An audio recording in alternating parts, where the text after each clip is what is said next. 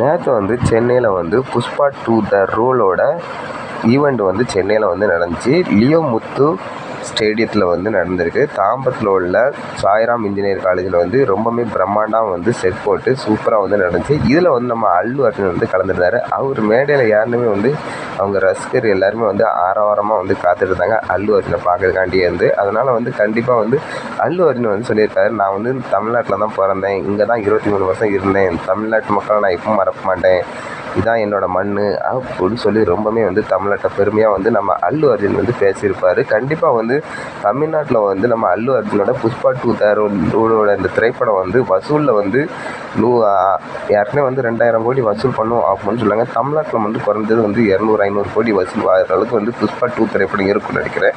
இதை பற்றி என்ன கீழே கமெண்ட் பண்ணி சொல்லுங்கள். பிடிச்சிருந்தா லைக் பண்ணுங்கள். பாய் ஃப்ரெண்ட்.